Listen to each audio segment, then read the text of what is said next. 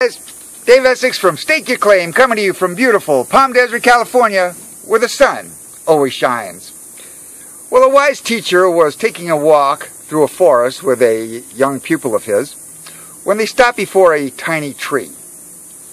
"Pull up that sapling," the teacher said to the student, and the boy, without giving it much thought, went to the small growth, grabbed it with his fingertips, and most easily uprooted the sprout from the earth.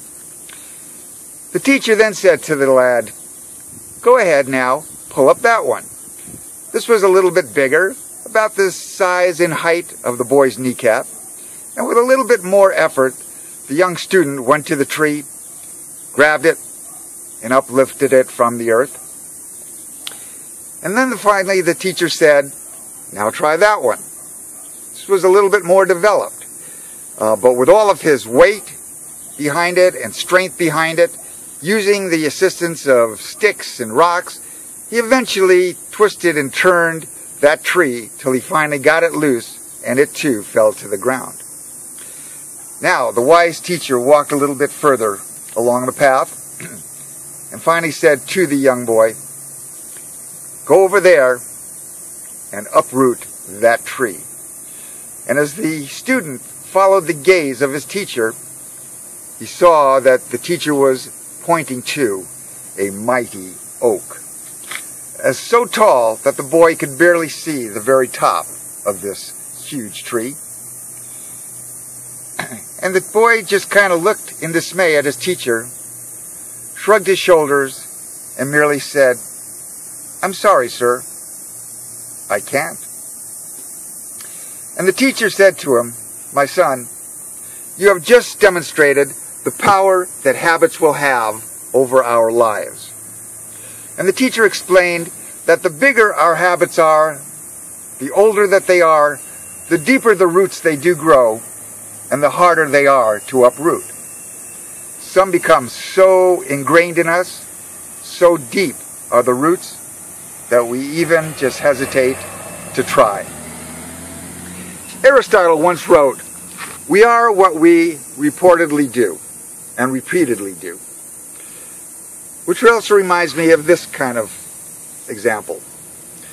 A young man was galloping into town on a horse when a bystander on the roadside looked at this man who seemed to be in such a hurry to get someplace, and he finally yelled out to the rider, "Hey, where are you going?"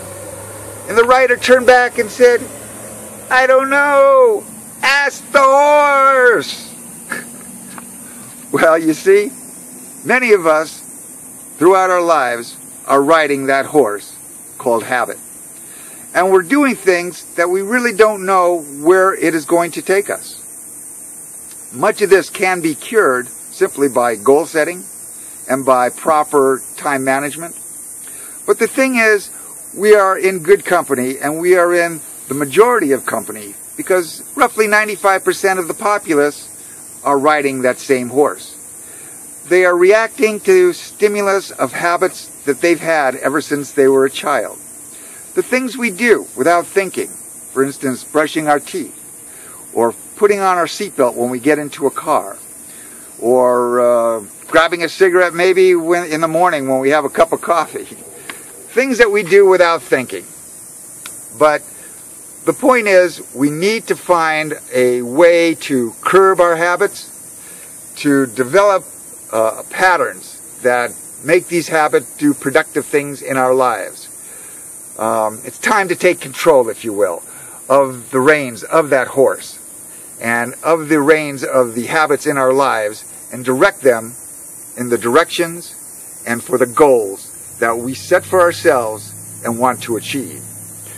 Again, we are in good company, because 95% of us react accordingly based on the habits from our early childhood, on the way we feel about things, the way we think about things, the way we react to things, how we do things, how we achieve things. It's a learned habit. And we are born with instincts, but we are never born with habits, whether they are good or bad. We just develop them over time. And that's really the thought for today, and the message that I wanted to get out.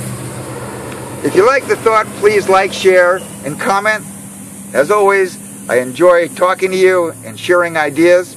If you'd like to work with me or know more about me, I welcome you to click onto my website at www.stakeyourclaimwithdaveandsteph.ws. And always, you can hit me up on Facebook or just contact me at stakeyourclaim@aol.com. Love to share our journeys together and grow and learn and achieve. So until tomorrow, from beautiful Palm Desert, California, Dave Essex wishing you a great afternoon. Bye now.